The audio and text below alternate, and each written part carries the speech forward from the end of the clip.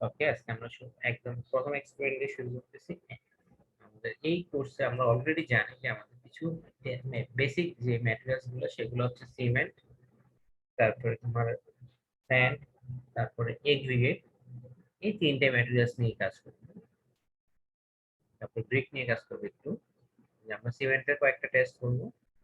সিমেন্টে তোমার তিনটা টেস্ট করবো, তারপরে হচ্ছে কোর্স এগ্রিগেট এবং ফাইন এগ্রিগেট। কোর্স এগ্রিগেট বলতে বোঝায় হচ্ছে বড় এগ্রিগেট গুলা, যেগুলো হচ্ছে তোমার ইটের সুরকি বা তোমার স্টোন চিপস বলা হয় এইগুলো। এবং ফাইন এগ্রিগেট হচ্ছে স্যান্ড, হচ্ছে তোমার বালি, বাংলা যেটা বলে বালি।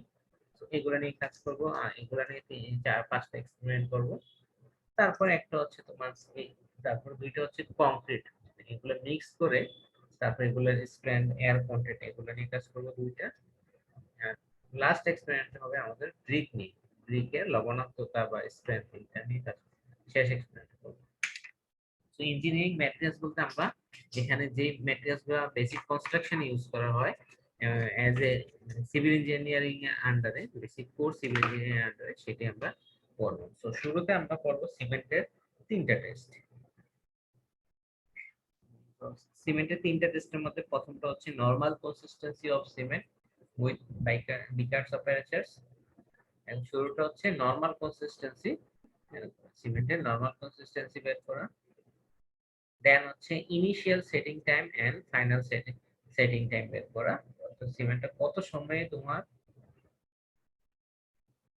সেট হয়, অর্থাৎ সিমেন্টটা কত সময় পর্যন্ত সিমেন্টটা ইউজ করা যায় সেটা বের করা। আমরা এটা যখন পড়বো তখন বিস্তারিত বলবো। এন্ড থার্ড হচ্ছে সিমেন্টের ডিসটেন্স। ফার্স্ট এক্সপেরিমেন্ট হচ্ছে determination of normal consistency of cement with beaker separator. Normal consistency আমরা জানি সিমেন্টে যখন আমরা স্ট্রাকচার ইউজ করি, বা সিমেন্ট হচ্ছে আসলে কি সরাসরি একটা কেমিক্যাল। এই কেমিক্যালে যদি আমরা পানি যোগ করি তাহলে কি সে রিঅ্যাকশন করে। হ্যাঁ, একটা বন্ডিং ম্যাটেরিয়াল যেটাতে পানি যোগ করার সাথে সাথে কি সে রিঅ্যাকশন করে এবং সে স্ট্রেংথ গেইন করা শুরু করে। স্ট্রেংথ গেইন করা বলতে হচ্ছে সে বন্ডিং শুরু হয়ে যায়, অর্থাৎ সিমেন্ট সিমেন্ট পরস্পর কি একসাথে যুক্ত হয়ে যায়। তো এই যে কেমিক্যাল আমরা পানি যোগ করব, কতটুকু পানি যোগ করলে আমাদের এটা, এখন মনে করো যে কোনো আমরা যখন কেমিস্ট্রিতে পড়ছি দুইটা রিএজেন্ট যখন যোগ করছি যখন একসাথে আসে তখন এরা কি বিক্রিয়া করছে। আমরা অলরেডি পড়ছি যে কিছু ইকুয়েশন পড়ছি যে এটা 5 অণুর সাথে এটা 3 অণু, বা এটা 10 অণুর সাথে এটা 1 অণু বিক্রিয়া করতে। তো সিমেন্টের ক্ষেত্রে যে আমাদের, যদি মনে করো আমি 100 গ্রাম সিমেন্ট নিলাম, 100 গ্রাম সিমেন্টের মধ্যে যদি আমি 10 ml পানি দিই, 10 মিলিলিটার পানি দিয়ে, দেখা যাচ্ছে কি সিমেন্ট সবগুলো সিমেন্ট পুরোটা কেমিক্যাল বিক্রিয়া করার ক্ষমতা পানি পাবে। আবার খেয়াল করো যে মনে করো আমাদের নর্মালি সিমেন্টে তার ওজনের, মনে করো যে যে কোনো এক একটা সিমেন্ট এক এক রকম। মনে করো আমি যে স্যাম্পলটা নিলাম, মনে করো হোলসিম স্যাম্পল নিলাম, এই সিমেন্ট তার ওজনের মনে করো 28% পানি দরকার হয়। অর্থাৎ 100 হোলসিম সিমেন্ট যদি আমি ইউজ করি তাহলে 100 গ্রাম সিমেন্টের সাথে 28 ml পানি যদি দেই তাহলে পুরোটা সিমেন্ট বিক্রিয়া করে। এখন যদি আমি 28 ml এর কম দিই, 28 ml এর কম দিই, মনে করো 20 ml পানি দিলাম, 100 গ্রাম হোলসিম সিমেন্ট নিয়ে 20 ml পানি দিলাম, তাহলে কি হবে, 20 ml পুরোপুরি বিক্রিয়া করে ফেলো। বাকি যে একটা সার্টেন অ্যামাউন্ট সিমেন্ট বিক্রিয়া করার মতো পানি পেলো না, তাহলে কি সেটা স্ট্রেংথ গেইন হলো না, তা শুকনো অবস্থা রয়ে গেল। আমরা যদি কম পানি দিই সেক্ষেত্রে কি সিমেন্টের বিক্রিয়া সম্পন্ন হবে না। আবার মনে করো আমরা কতটুকু পানি দরকার হবে সেটা জানি না, আমরা 20 ml এর জায়গায় 40 ml দিয়ে দিলাম, তাহলে যেটা হবে যে আমার 100 গ্রাম সিমেন্ট যেহেতু নিয়েছি, আমাদের 20 ml পানি বিক্রিয়া অংশগ্রহণ করবে, আর বাকি 12 ml যে ওয়াটারটা থাকবে সেটা হচ্ছে বিক্রিয়া অংশগ্রহণ করবে না। তাহলে কি সিমেন্টের সাথে অবিকৃত অবস্থা থাকবে, অর্থাৎ নর্মাল পানি হিসেবে থাকবে। যে 28 ml পানি কিন্তু সিমেন্টের সাথে বিক্রিয়া করে অন্য উপাদানে পরিণত হয়ে গেছে, কেমিক্যাল রিঅ্যাকশন করে অন্য একটা কম্পোনেন্ট তৈরি করছে, সেটা আর পানি নেই। তো 40 ml যেটা দিচ্ছি আমরা সেটার মধ্যে 20 ml কি সিমেন্টের সাথে বিক্রিয়া করে নতুন রিএজেন্ট উৎপন্ন করে দিচ্ছে অথবা উৎপাদক তৈরি করে দিচ্ছে, বা যেই ওয়াটারটা আমার বিক্রিয়ায় অংশগ্রহণ করেনি সেটা হচ্ছে কি আমার সিমেন্টের মধ্যে থাকবে, এবং সেটা হচ্ছে কি আমার সিমেন্টের আলটিমেটলি সিমেন্টের মধ্যে একটা থেকে যাবে। এবং সময়ের সাথে সাথে যখন সিমেন্টটা ড্রাই হয়ে যাবে, অর্থাৎ আমরা জানি যে কোনো স্ট্রাকচারে কি সময়ের সাথে সাথে শুকায় যায়, সময়ের সাথে সাথে শুকায় গেলে যেটা হবে, এই যে এক্সট্রা পানি যেটা, সেটা হচ্ছে তোমার সিমেন্টের মধ্যে ভয়েড সৃষ্টি করবে বা পোর সৃষ্টি করবে। শুরু অবস্থায় পানিটা এক্সট্রা থাকলে কোনো সমস্যা নেই, বাট শুকাই গেলে যেটা হবে, ড্রাই কন্ডিশন হয়ে গেলে সেই পানিটা যখন শুকায় যাবে তখন এটার মাঝখানে কি পোর হয়ে যাবে, অর্থাৎ ভয়েড তৈরি থাকবে, অর্থাৎ ছিদ্র ছিদ্র থাকবে। এখন যদি আমরা নর্মালি বুঝি, সিমেন্টের মধ্যে বা কংক্রিটের মধ্যে যদি ছিদ্র ছিদ্র থাকে, তাহলে সেটা কি স্ট্রেংথ কম আসবে, কারণ সেই অংশ তো ভয়েড থাকা মানে হচ্ছে কি সেখানে বাতাস থাকে। আমরা জানি কংক্রিট যতটুকু স্ট্রেংথ নিতে পারে, বাতাস তো তার 1%ও নিতে পারে না, তো আলটিমেটলি স্ট্রাকচারটা উইক হবে। আবার যদি আমরা কম পরিমাণ পানি দেই, তাহলে কি আমাদের ইকোনমিক হবে না, যে আমি দিলাম 100 গ্রাম সিমেন্ট, কিন্তু পানি দিলাম 20 ml, দেখা যাচ্ছে আমার যে 20 গ্রাম সিমেন্ট পুরো বিক্রিয়া করতেছে না, নর্মালি ইনার্ট অবস্থা রয়েছে, তো এটা কোনো কাজে আসতেছে না। এখানে সিমেন্টের জায়গায় বালি দিলে একই কন্ডিশন হবে, যেহেতু বিক্রিয়া অংশগ্রহণ করার সুযোগ দিচ্ছি না। এমন কথাগুলো বোঝা গেছে? কারো কোশ্চেন থাকলে বলো।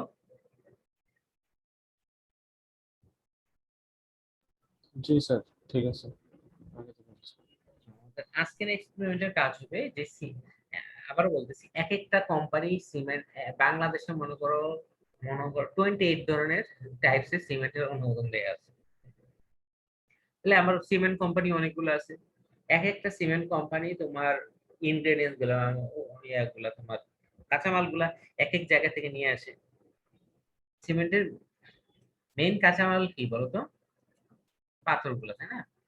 তো এক একটা সিমেন্ট স্যার, কোম্পানি এক এক ক্লিনকার। জায়গা থেকে, ক্লিংকার, ক্লিংকার গুলো এক একটা সিমেন্ট কোম্পানি এক এক ভাবে তৈরি করে, আবার এক এক জায়গা থেকে নিয়ে আসে। তো আমাদের দুনিয়াতে কি এক এক জায়গার মাটি এক এক রকম না? সিমেন্টের কি এক এক জায়গার পাথরও কি আছে, এক একটা সিমেন্ট কোম্পানি, আবার মেশিনও আলাদা। ওরা যে ম্যাটেরিয়ালস গুলাতে, অন্যান্য যে ইনগ্রেডিয়েন্টস গুলাতে, জিপসাম বা ব্লা ব্লা, সবগুলো হচ্ছে কি তোমার আলাদা। সো এক একটা সিমেন্ট কোম্পানির যে সিমেন্ট তৈরি করে, সেটার জন্য কি কতটুকু পানি দরকার হবে, সেটা আমরা ডাইরেক্ট বলতে পারি না। আমরা আমাদের এই কাজ হচ্ছে সিমেন্টে কতটুকু পানি যোগ করলে তার পুরোটা সিমেন্ট বিক্রিয়ায় অংশগ্রহণ করবে, সেটা নির্ণয় করে। এর নরমাল কনসিস্টেন্সি হচ্ছে সেই কনসিস্টেন্সি, যেই কনসিস্টেন্সি মানে কি, পানির পরিমাণ, হ্যাঁ, ওই পরিমাণ পানির পরিমাণ যে পানি যোগ করলে পুরোটা সিমেন্ট বিক্রিয়া করে, সেটা হচ্ছে কি তোমার নরমাল কনসিস্টেন্সি। এবং এটা আমরা বিকার্স অ্যাপারেটাস দিয়ে ব্যবহার করে শিখবো, এটা আসলে একটা এমপিরিক্যাল ইয়ে। আসলে আমরা এখানে কেমিক্যাল কোনো অংশ করতে পারবো না, অ্যানালাইসিস করতে পারবো না যে পুরোটা সিমেন্ট বিক্রিয়া করছে কিনা বা কতটুকু সিমেন্ট রয়ে গেছে। এর কোনো কেমিক্যাল আমরা অ্যাকচুয়াল কোনো হিসাব আমরা করতে পারবো না। আমরা যেটা করবো, এটা এমপিরিক্যাল হিসাব করবো। এই অ্যাপারেটাসটা হচ্ছে বিকার্স অ্যাপারেটাস। এই বিকার্স অ্যাপারেটাস দিয়ে আমরা এটা মেথ করবো। সেই অ্যাপারেটাসের বর্ণনা একটু পরে বলবো, জাস্ট একটা স্টিলের ফ্রেম, একটু পরে এটা আমি বর্ণনা করবো। তাহলে আমাদের অবজেক্টিভ হচ্ছে, this stairs method covers the determination of normal consistency of hydraulic cement paste with Vicat's apparatus. তো অবজেক্টিভ হচ্ছে আমাদের নরমাল কনসিস্টেন্সি বের করা। এটাকে আবার এই যে কত নরমাল কনসিস্টেন্সি বলতে হচ্ছে স্ট্যান্ডার্ড কন্ডিশন অফ ওয়েটনেস, অর্থাৎ স্ট্যান্ডার্ড নরমাল বলতে বোঝাচ্ছে স্ট্যান্ডার্ড কতটুকু ওয়েট থাকবে, কতটুকু পানি যোগ করতে হবে, যেটা সিমেন্টে একটা স্ট্যান্ডার্ড পানি যোগ করলে সেটা হবে নরমাল কনসিস্টেন্সি।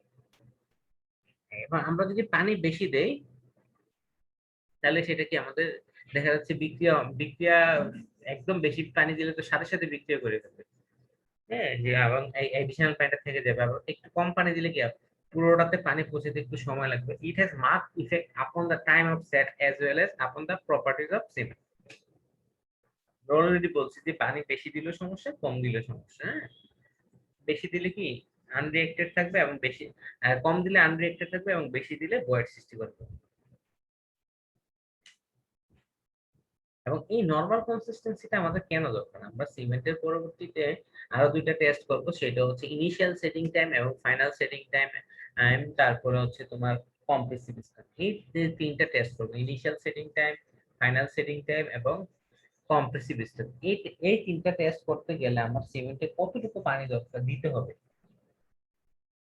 সেই পরিমাণটা বের করার জন্য বেসিক্যালি আমরা নর্মাল কনসিস্টেন্সিটা বের করবো। মনে করো আমি সিমেন্টে এখন ইনিশিয়াল সেটিং টাইম, আমি একটু বাইরে থেকে বলে নিই। ইনিশিয়াল সেটিং টাইম হচ্ছে সিমেন্টে কখন বিক্রিয়া শুরু হয়। একদম পানি দেওয়ার সাথে সাথেই বিক্রিয়া শুরু হয় না, কারণ হচ্ছে সিমেন্টে আমাদের একটা এডিশনাল উপাদান থাকে রিটার্ডার, অর্থাৎ যেই উপাদানটা আমার বিক্রিয়াকে বাধাগ্রস্ত করে সেটার নাম হচ্ছে জিপসাম।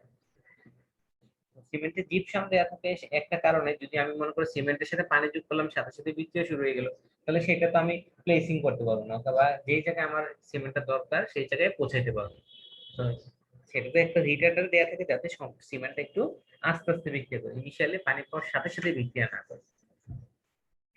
তো এই রিটার্ডার দেওয়া থাকার কারণে হচ্ছে কি একটু বিক্রিয়া কম শুরু হয়। তো বেসিক্যালি আমাদের সিমেন্টটা যখন পানি মিক্স করবো তো তখন থেকে মোটামুটি 30 থেকে 40 মিনিট পরে কি বিক্রিয়াটা শুরু হয়ে যায়। তো আমাদের সিমেন্টটা যখন প্লেসিং করতে হবে সেটা হচ্ছে তোমার 31 থেকে 40 মিনিটের মধ্যে করতে হবে।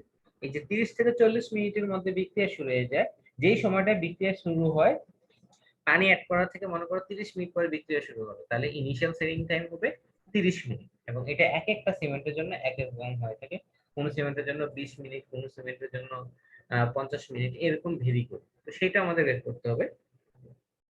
সেই যে সেই টেস্টটা বের করার জন্য আমাদের যেটা দরকার সেটা হচ্ছে আমার নরমাল কনসিস্টেন্সি, কারণ ওই যে কখন বিক্রিয়া শুরু হয় এই টেস্টটা করার জন্য আমাদের সিমেন্টে পানি যোগ করতে হবে। এবং কতটুকু পানি যোগ করবো, সিমেন্টে তার নরমাল কনসিস্টেন্সি অনুযায়ী পানি যোগ করবো, অর্থাৎ যেই পানি যোগ করলে সিমেন্ট একটা স্ট্যান্ডার্ড কন্ডিশনে, স্ট্যান্ডার্ড ওয়েটনেসে আসে, স্ট্যান্ডার্ড কন্ডিশন অফ ওয়েটনেসে আসে, ওই পরিমাণ পানি আমরা যোগ করবো। এছাড়া সাউন্ডনেস টেস্ট অফ সিমেন্টও আমাদের দরকার হয়। সাউন্ডনেস হচ্ছে সিমেন্টটা সময়ের সাথে সাথে কতটুকু ভলিউম চেঞ্জ করলো, যদি আমরা এটা আমাদের এই কোর্সে অন্তর্ভুক্ত না। সাউন্ডনেস হচ্ছে সিমেন্ট বিক্রিয়া করার পরে তার ভলিউম বাড়লো বা কমলো, এই যে টেস্ট এটা হচ্ছে সাউন্ডনেস।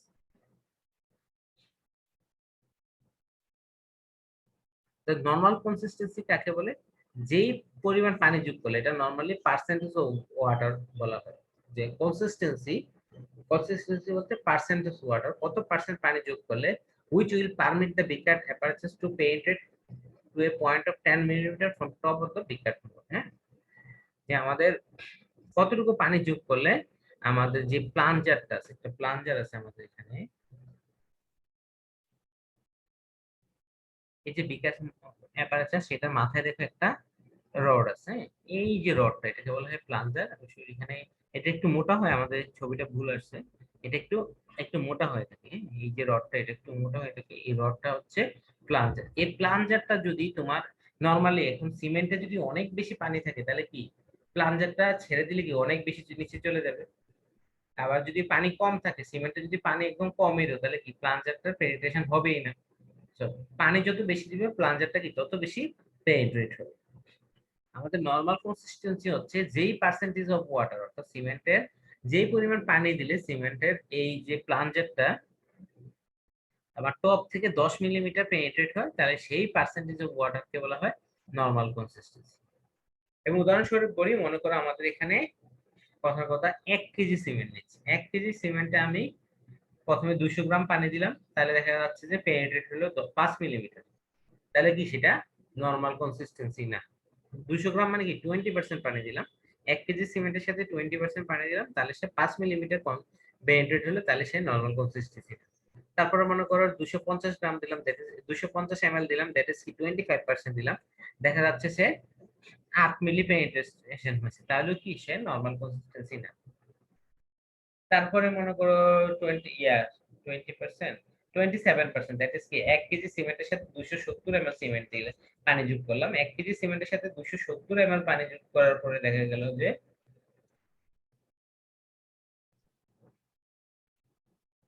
যখনই বুটটা অন করবো তখনই একদম ইন করে।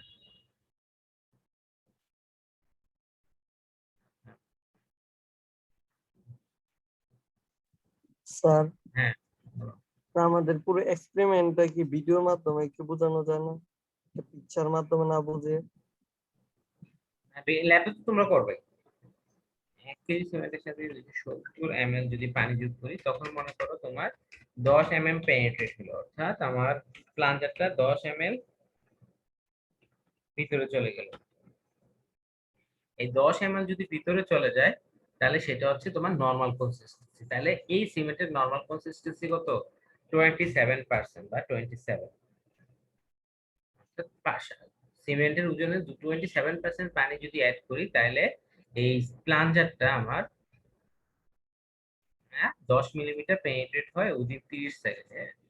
প্লাঞ্জারটা 10 মিলিমিটার পেনিট্রেট হয়। এর থেকে যদি পানি বেশি যোগ করি তাহলে কি আরো বেশি পেনিট্রেট হয়ে যাবে, আর পানি যদি আরো কম যোগ করি আরো কম পেনিট্রেট হবে।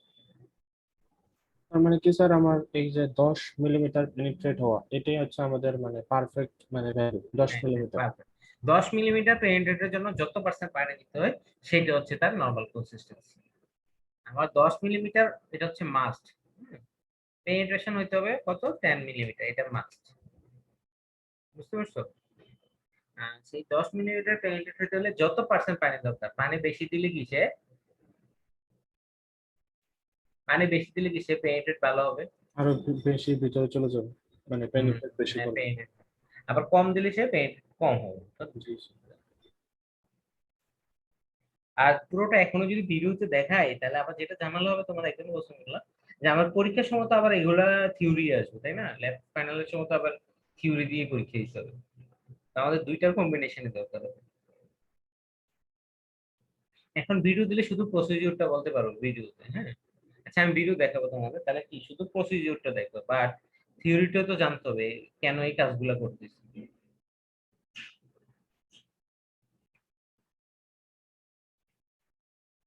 নরমালি আমাদের যে সিমেন্ট গুলো ইউজ হয়, usual range of values being 20 to 30%, বা নরমালি 22 থেকে 30% এর ভিতরে কি নরমাল কনসিস্টেন্সি বা স্ট্যান্ডার্ড কনসিস্টেন্সি থাকে। অর্থাৎ 22 থেকে 30% পানি যোগ করলে সিমেন্টের সাথে তার 10 মিলিমিটার পেনিট্রেশন হয়।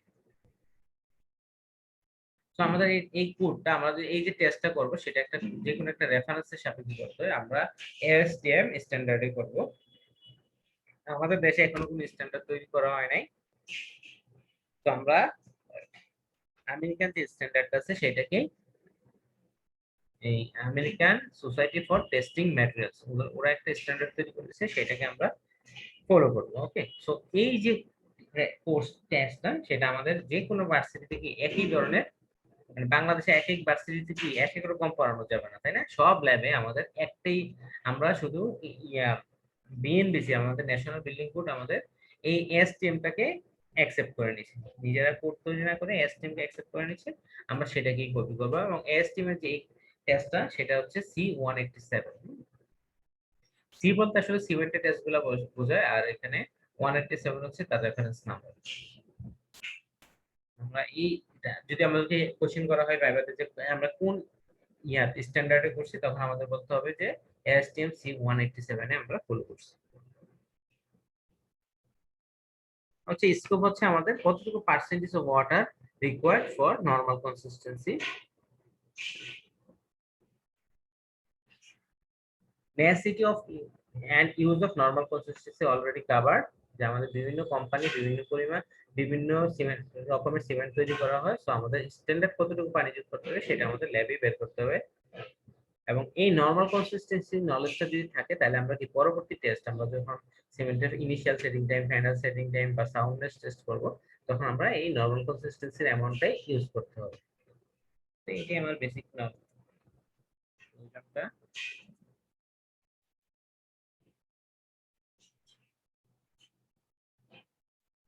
Consistency কাকে বলে? Consistency হচ্ছে a certain minimum quantity of water is required to be mixed with cement so as to complete chemical reaction between water and cement। শুরুতে আমরা যেটা বলছি যে একটা নির্দিষ্ট পরিমাণ পানি দরকার, এক একটা সিমেন্টের একটা নির্দিষ্ট পরিমাণ পানি দরকার so as to complete chemical reaction between water and cement। এই যে নির্দিষ্ট পরিমাণ পানি, সেটাই আসলে কি কনসিস্টেন্সি। কত পার্সেন্ট সিমেন্ট দিলে সেই সিমেন্টের সবগুলা রিঅ্যাকশন পানির সাথে রিঅ্যাকশন সম্পূর্ণ করবে, সেটা হচ্ছে কনসিস্টেন্সি। ওকে, আমরা যদি কম দেই তাহলেও কি আমাদের, যদি কনসিস্টেন্সি থেকে পানির পরিমাণ কম দেই তাহলেও কি স্ট্রেংথ কম আসবে। স্ট্রেংথ কম আসবে কারণ সব সিমেন্ট বিক্রিয়া করবে না। আর বেশি দিলেও কি আমার পানি এডিশনাল যে ওয়াটারটা সেটা হচ্ছে আমার এখানে ভয়েড তৈরি করে রাখবে, তাতেও কি আমাদের স্ট্রেংথ কম আসবে। তারপর একটা টার্ম আছে গজিং টার্ম, গজিং টাইম। কোডিং টাইম আসলে হচ্ছে আমার এক্সপেরিমেন্টটা করতে, আমার ল্যাবে কাজটা করতে কত সময় লাগছে। যখন আমি সিমেন্টে পানি যোগ করব তখনই কি সিমেন্ট বিক্রিয়ার সাথে বিক্রিয়ার জন্য প্রস্তুত বা কিছু বিক্রিয়াও শুরু করে ফেলে। That যে মুহূর্ত থেকে পানি যোগ করব এবং যে মুহূর্ত থেকে এক্সপেরিমেন্টের মেইন ধাপে চলে যাব, দ্যাট ইজ আমরা মোল্ডে তোমার সিমেন্টটা প্রবেশ করাবো, তো সেই টাইমটা হচ্ছে বিকা টেম্পারেচার। অর্থাৎ আমরা সিমেন্টে যখন পানি যোগ করব তখনই কি আমাদের একটা টাইম শুরু হয়ে গেল, সিমেন্টের বিক্রিয়া শুরু হওয়ার সুযোগ পেয়ে গেল। সেই টাইম থেকে যেই টাইম পর্যন্ত আমরা সিমেন্টটাকে এক্সপেরিমেন্টের জন্য পুরোপুরি প্রস্তুত করবো, অর্থাৎ পুরোটা সিমেন্ট পানির সাথে মিক্স করে তারপরে মোল্ডে রাখবো, সেটা হচ্ছে তোমার মোল্ড, তোমার গোজিং টাইম। মোল্ড বলতে এটা বোঝায় যে এখানে সিমেন্টের সাথে পানি যোগ করলাম, তারপরে পানির সাথে সিমেন্টের যে মিক্সটা, সেই মিক্সটা আমি এই মোল্ডে রাখা পর্যন্ত যে সময়টা, আমাদের একটু মেশিন না কিছু সময় লাগবে সিমেন্টের সাথে পানিটা ভালো করে মিক্স করে তারপরে সেই পানিটা এই মোল্ডে রাখার মধ্যে যে সময়টা, সেটা হচ্ছে গোজিং টাইম।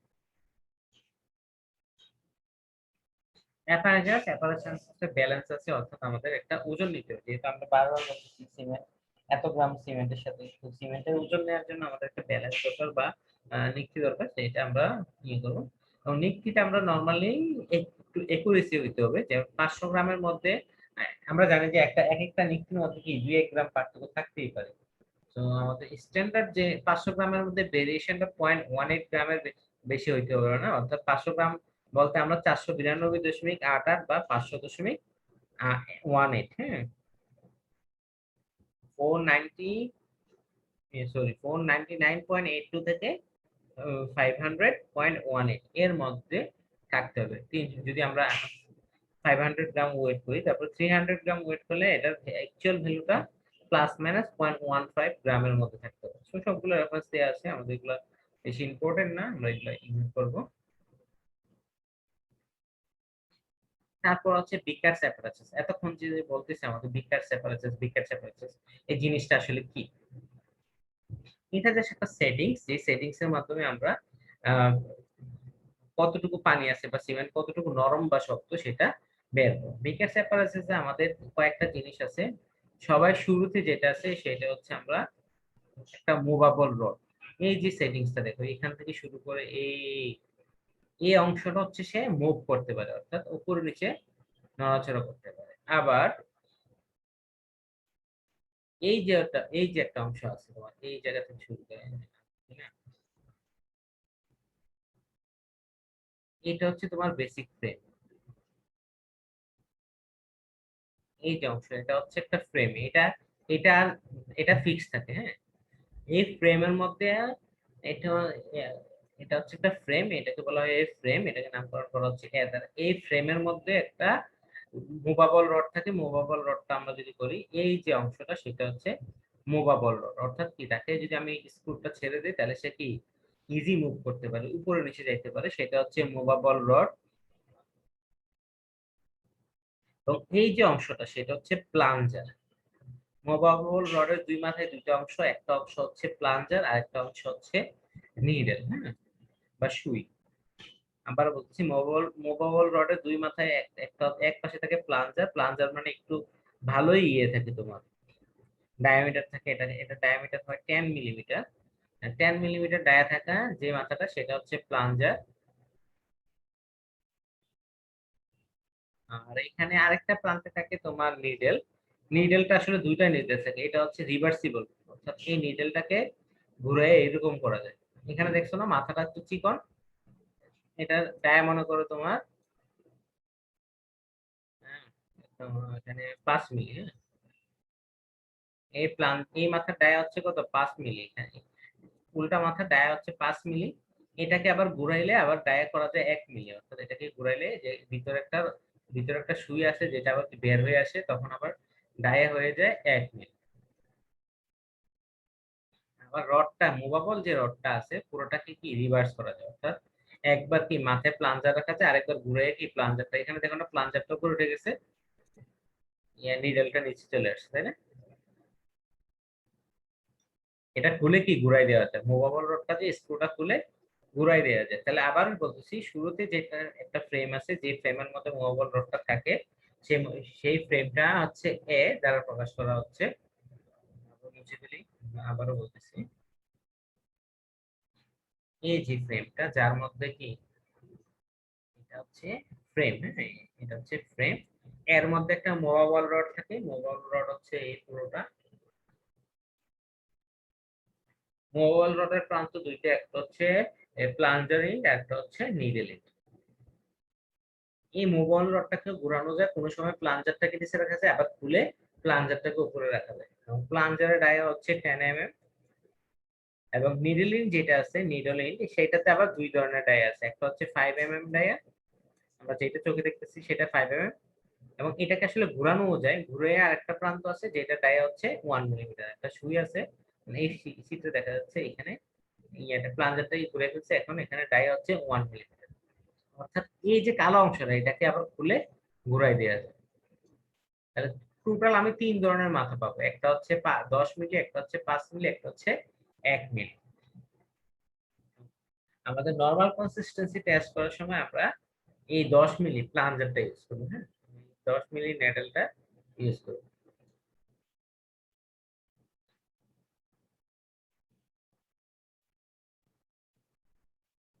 হ্যাঁ স্যার হ্যাঁ বলো। আমাদের এই যে এই মানে এই পাশে যে চিত্রটা আছে, মানে আপনি যেটাতে আঁকছেন, এটা পাশে যে নিডল অংশটা আছে, এই নিডল অংশটা দিয়ে তো স্যার আমরা ওই যে মানে সিমেন্টের ভিতরে 10 না মিলিমিটার না না, আমরা এই পেনিট্রেট নিয়েছি। এক্সপেরিমেন্ট, এটা আমি তোমাকে দেখালাম, আমরা দেখালাম যে আমাদের এটাকে রিভার্স করা যায়। আমরা কোনটা ইউজ করবো সেটা একটু পরে বলবো, হ্যাঁ।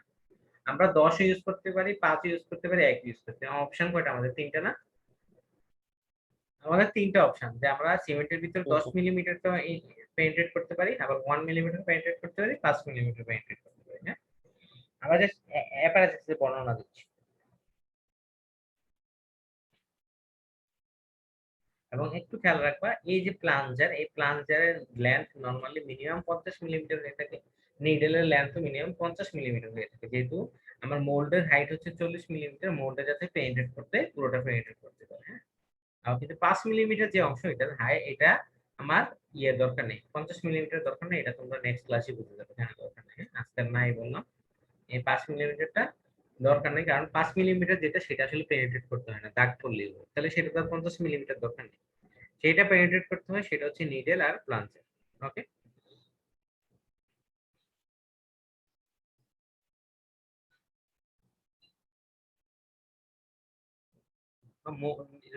Removable needle D, 1 millimeter in diameter and 50 millimeter in length. The rod is reversible, অর্থাৎ ঘোরানো যায়, and can be held in any desired position by a screw E. এই স্ক্রুর মাধ্যমে যেটা রডটাকে যে কোনো পজিশনে রাখা যায়। The test is held in the rigid conical ring G. এটা ক্ষেত্রে কনিক্যাল রিং বা মোল্ড বলা হয়। এই যে জি, এটাকে কনিক্যাল রিং বা মোল্ড বলা হয়। ওকে। এই কনিক্যাল রিং এর ডাইমেনশনটা আমরা করি। এই কনিক্যাল রিংটার হাইট হচ্ছে 40 mm, অর্থাৎ এই রিংটা আমার হাইটে 40 mm। এবং এটা একটু খেয়াল করে দেখো, উপরের ডায়ামিটার আর নিচের ডায়ামিটার একটু পার্থক্য আছে, তাই না? উপরে একটু চিকন, নিচে একটু মোটা। হুম। তো উপরের দিকে টপের ইনসাইড ডায়ামিটার হচ্ছে 60 mm, এবং বটমের ইনসাইড ডায়ামিটার হচ্ছে 70 mm। অর্থাৎ মোলটা আমার কতটুকু ঠিক সেটা সেই দিকে আমরা যাচ্ছি না, বাট ভিতরে যে ডায়ামিটার থাকতে হবে টপে, এটা হচ্ছে 60 mm, এবং বটমে যে ডায়ামিটারটা থাকতে হবে সেটা হচ্ছে আমার 70 mm। আর যদি উপরে নিচে সমান থাকতো তাহলে কি একটা পাইপ কেটে বানিয়ে ফেলতে পারতাম, বাট এই ক্ষেত্রে যেটা হচ্ছে উপরে নিচে সমান ডায়ামিটার না, রিংটার উপরে একটু ডায়ামিটার কম, নিচে বেশি। স্যার উপরে কত? উপরের অংশটা উপরে 60, 60, উপরে 60 আর নিচের অংশটা 70 স্যার। আর হাইট হচ্ছে 40। এবং আরেকটা জিনিস, আমাদের যে মুভাবল রড, এই মুভাবল রডের ওয়েট হচ্ছে 300 গ্রাম। অর্থাৎ সবকিছু মিলেই তার ওজন হচ্ছে 300 গ্রাম। তো সিমেন্টটা যখন পড়বে তখন আসলে কতটুকু ওজন পড়বে? 300 গ্রাম ওজন পড়বে, কারণ মুভাবল রডটা তো সিমেন্টের উপর চাপ দিবে, আর ফ্রেম তো আর চাপ দিবে না, তাই না?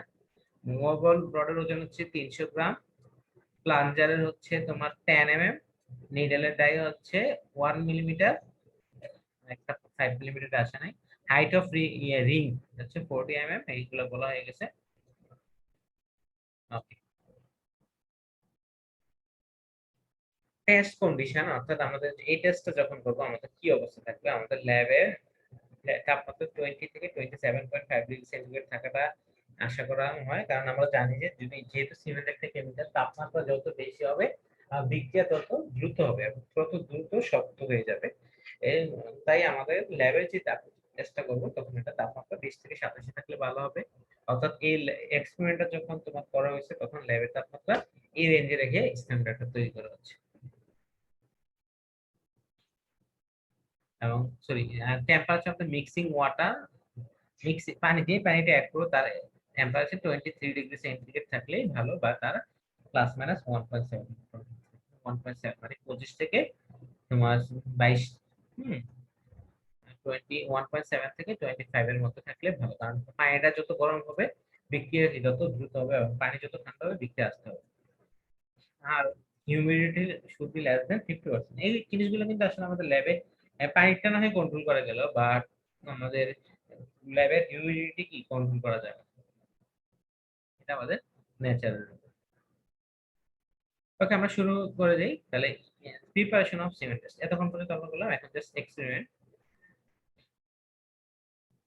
প্রথমে আমি একটু রাফলি বলে ফেলি, যেহেতু ভিডিও দেখতে যাচ্ছ। প্রথমে একটা নির্দিষ্ট পরিমাণ সিমেন্ট নিব। মনে করো আমাদের এখানে 650 গ্রাম সিমেন্টের কথা বলা আছে। প্র্যাকটিক্যাল ফিল্ডে এই রিংটা পূরণ করতে 650 গ্রাম সিমেন্ট দরকার না, 300 গ্রাম সিমেন্টই এনাফ। আমরা ল্যাবে যখন করবো প্রথমে 300 গ্রাম সিমেন্ট দিব, তারপর সিমেন্টটাকে একটা ক্র্যাটার তৈরি করো। ক্র্যাটার মানে যখন তোমরা ওই যে ঢালাই করো তখন দেখবে যে যে কোনো জিনিসের মধ্যে পানি দিতে হলে কি সিমেন্টের মাঝখানে একটা পুকুরের মতো তৈরি করতে, না? সিমেন্টটাকে এমন ভাবে সাজায় যে এটা পুকুরের মতো তৈরি হয়। ওকে, এটা পুকুরের মতো তৈরি হয় মানে কি, যে আমি পানিটা দিলে যাতে পানিটা না গড়ায় যায়, এরকম একটা ক্র্যাটার তৈরি করে এখানে আমি ওয়াটারটা ডালবো। ওয়াটারটা পোর করব, ওয়াটার দিব, এবং কত পার্সেন্ট ওয়াটার দিব নরমালি আমি তো জানি না এটা কততে হয়। নরমালি আমি যদি 22 থেকে 30, তো সেক্টর নরমালি মনে করো 22 থেকে শুরু করলাম। 300 গ্রামের সাথে কি 22% মানে কত, 66 ml। যদি আমি 300 গ্রাম পানি নেই তাহলে 66 ml পানি দিলাম, দিয়ে এটা মিক্স করলাম। পানিটার সাথে ভালো করে মিক্স করলাম।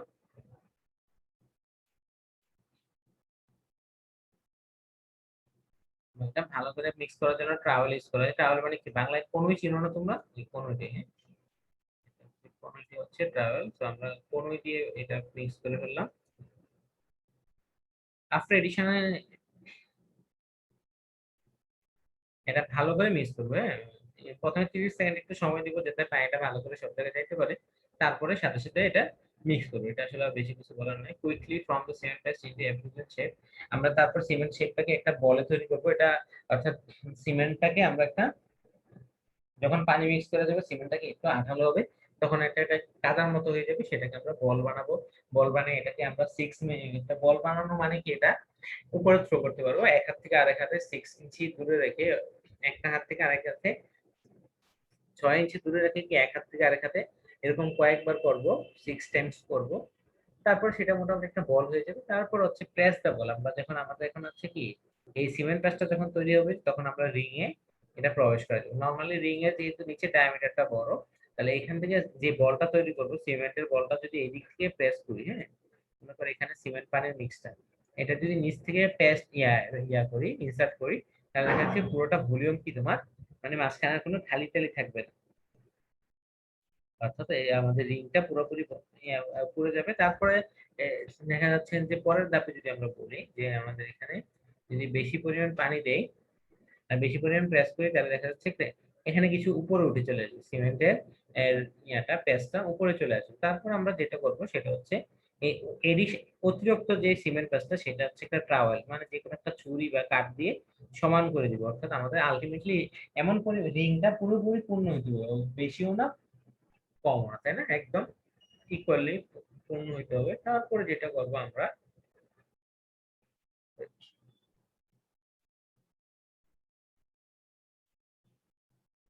আচ্ছা যদি না যাই, তারপরে যেটা করবো আমরা এই এই যে 10 মিলিমিটার প্লাঞ্জারের নিচে আমরা এখানে মুছে দিই। এখন আমাদের কি হয়ে গেল, মোলটা সিমেন্ট পেস্টে পূর্ণ হয়। এখন আস্তে করে 10 মিলিমিটার প্লাঞ্জারের নিচে 10 মিলিমিটার প্লাঞ্জারটা আস্তে করে ছেড়ে দেবো। ছেড়ে কোথায় এনে ছাড়বো, আগে এই প্লাঞ্জারটা সারফেসে আনবো। একদম কোনো ফোর্স ছাড়া সারফেসে আনবো, তারপরে আস্তে করে এই যে এখানে স্ক্রুটা থাকবে ইতে, স্ক্রুটা ঢিলা করে দিই। স্ক্রুটা যদি লুজ করে দেয় তাহলে কি হবে, এটা 300 গ্রামের ওয়েটের যে প্লাঞ্জারটা সিমেন্টের ভিতর পেনিট্রেট করতে চাবে। এখন তাহলে কি আলটিমেটলি পুরোটা প্লাঞ্জারে কি আমার, আবার খেয়াল করো কখন এটা ছেড়ে দিব, যখন আমার প্লাঞ্জারটা প্রথমে হাত দিয়ে ধরে কি সিমেন্টের সারফেস পর্যন্ত আনবো, তারপর হচ্ছে এটা লুজ করে ছেড়ে দিব, তাহলে তাতে কি হচ্ছে সেই সিমেন্টটা এটার ভিতর পেনিট্রেট করবে। ওকে, সিমেন্টে পেনিট্রেট করবে। এখন আমাদের কতটুকু, আমরা 30 সেকেন্ড সময় দেব। কতটুকু সময় দেব? 30 সেকেন্ড সময় দিব। যদি 30 সেকেন্ড সময়ের মধ্যে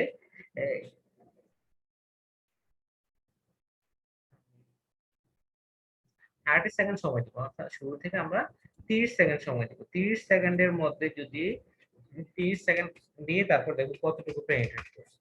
যদি কোনো, যেহেতু প্রথমে 22% পাইছি, নরমালি দেখা যাবে তোমার 7 মিলিমিটার, 5 মিলিমিটার, 7 মিলিমিটার পেনিট্রেট করছে। আমরা এই 5-7 মিলিমিটার পেনিট্রেট পেলাম কত, 22%। তারপরে মনে করো আবার এই পুরোটা সিমেন্টের স্যাম্পল ট্যাম্পল সব ফেলাই দিব, আবার নতুন করে সিমেন্ট নিব। তারপরে মনে করো আমরা সিমেন্ট নিয়ে মিক্স করলাম। মিক্স করার সময় একটা কথা আমি ভুলে গেছি, যে আমাদের পানি থেকে একদম রিং এ দেওয়ার মতো এই সময়টা মোটামুটি 1.5 থেকে 2 মিনিটের মধ্যে করে ফেলতে হবে। সময় বেশি নষ্ট করা যাবে না। আমরা সিমেন্টের সাথে পানি মিক্স করার পরে রিং এ রাখার মধ্যে কি 1 থেকে 1.5 থেকে 2 মিনিটের মধ্যে কি তোমার মিক্সটা রিং এ দিতে হবে। তারপরে রিং এ দেওয়ার পরে আমি আস্তে করে আবার কি আগের মতো মনে করো এখন আবার 300 ml এর সাথে 300 গ্রাম সিমেন্টের সাথে এবার মনে করো 25% মানে 75 ml পানি নিলাম। 75 ml পানি নিয়ে তোমার 1.5 থেকে 2 মিনিটে কি পানিটার সাথে সিমেন্টটা মিক্স করলাম। মিক্স করার পরে আমি রিং এ প্লেস করলাম। রিং এ প্লেস করার পরে তারপরে আমি রিং এ প্লেস করলাম, তারপরে মুভেবল রডটা দিয়ে প্লাঞ্জার দিয়ে দিলাম। হ্যাঁ, প্লাঞ্জার অ্যালাউ করলাম পেনিট্রেট করার জন্য ফর 30 সেকেন্ড। 30 সেকেন্ড যখন প্লাঞ্জারটা অ্যালাউ করলাম, দেখা যাচ্ছে এই ক্ষেত্রে আমার কথার কথা মনে করো 10 মিলিমিটার, 12 মিলিমিটার, 12 মিলিমিটার পেনিট্রেট করে ফেলছে। 12 মিলিমিটার পেনিট্রেট করে ফেলছে 30 সেকেন্ডে। হ্যাঁ, 30 সেকেন্ডে 12 মিলিমিটার পেনিট্রেট করে ফেলছে। হতে পারে না? সবসময় আমাদের টার্গেট জিনিসে থাকবে তা না। এই ক্ষেত্রে আমার তাহলে প্রথমে যখন আমি 22% পানি দিছি তখন হয়ে গেছে সে 7 মিলিমিটার পেনিট্রেট। আবার যখন আমি তোমার পানি দিছি, 25% পানি দিছি, দ্যাট ইজ 75 ml পানি দিছি, তখন পেনিট্রেট হয়ে গেছে 12 মিলি। বাট আমাদের স্ট্যান্ডার্ড হচ্ছে 10 মিলি। এই ক্ষেত্রে আমরা যেটা করব, একটা গ্রাফ আঁকবো এক্স অক্ষ এবং ওয়াই অক্ষ। এক্স অক্ষে দিব পার্সেন্টেজ অফ ওয়াটার, এই এক্স অক্ষে পার্সেন্ট ওয়াটার, এবং ওয়াই অক্ষে দিব হচ্ছে পেনিট্রেশন। ওয়াই অক্ষে পেনিট্রেশন যখন যখন এই ভ্যালুগুলো আমরা বসাই, যখন তো আমরা 22% দিছি তখন পেনিট্রেশন হচ্ছে 7 মিলি। মনে করি এখানে 22, এখানে 7। আবার যখন ওয়াটার 25% এ নিয়ে গেছি তখন পেনিট্রেশন হয়ে গেছে 12 মিলি। দেখো বা এরকম আরো 3-4টা পয়েন্ট নিলে কি আমরা একটা রেখা পাবো, এবং দেখা যাচ্ছে আমাদের এই রেখা বরাবর কিসে পেনিট্রেশন হচ্ছে। এখানে হচ্ছে তোমার 7 মিলি, 7 mm পেনিট্রেশন হচ্ছে 22% এর জন্য।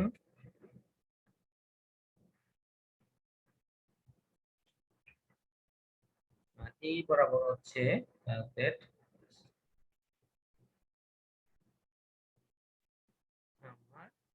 12 মিলি পেনিট্রেশন হচ্ছে 25%।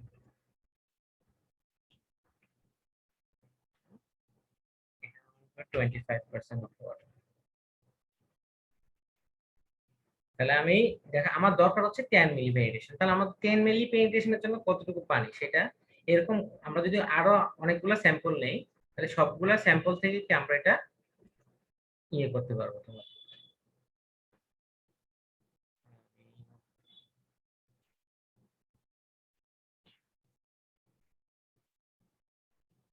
এত আশা করে করো তোমরা।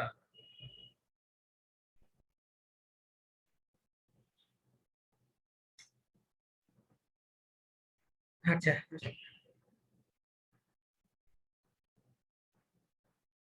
10 মিলি পেনিট্রেশন আমার দরকার 10 মিলি।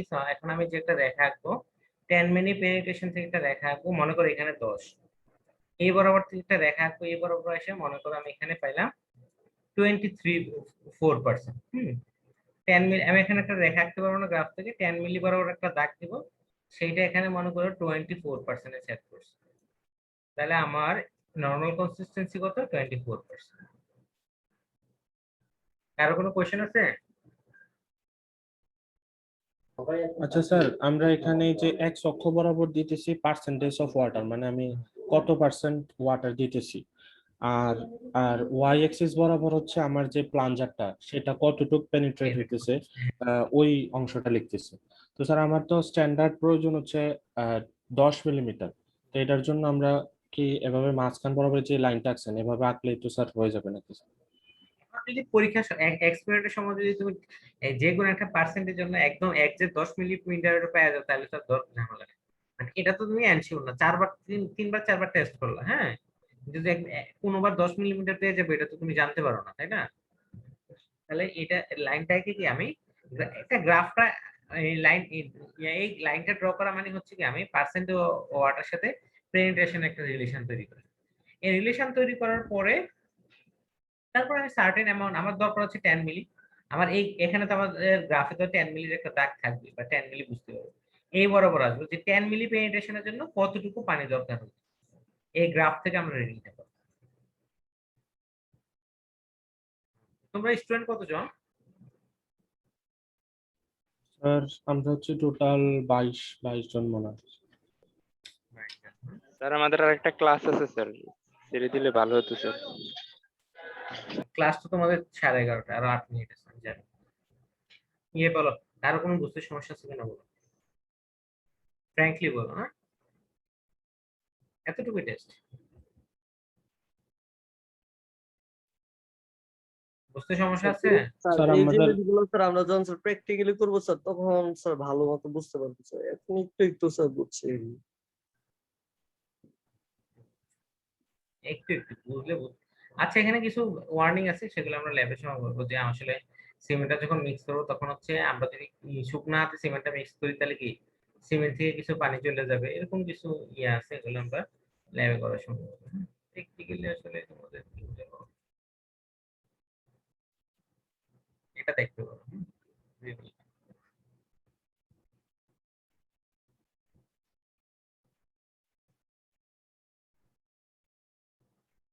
এই যে সিমেন্টটা, একটা সিমেন্ট নিচ্ছে, মনে করো এখানে তোমার 300 গ্রাম সিমেন্ট নিল, 300 গ্রাম সিমেন্ট নিয়ে ওজন করলো। হ্যাঁ, প্রথমে আমরা ল্যাবে সিমেন্টের বস্তা খুলে একটা সার্টেন পরিমাণ সিমেন্ট নিয়ে, এই যে ব্যালেন্স, এটাকে বলা হয় ব্যালেন্স, এই ব্যালেন্সটা আমাদের ল্যাবে আছে, এটা দিয়ে ওজন করব। তারপরে এই সিমেন্টটা আমাদের একটা কাঁচের প্লেটে রাখবো, মানে এখানে রাখলাম, এই 300 গ্রাম সিমেন্ট এখানে রাখলাম। তারপর হচ্ছে মেজারিং দিয়ে আমাদের ল্যাবে আছে, মেজারিং সিলিন্ডার আছে, অর্থাৎ এই সিলিন্ডারে দাগ কাটা থাকে যে কত এমএল পানি, সেই পানিটা সিমেন্টে যোগ করব।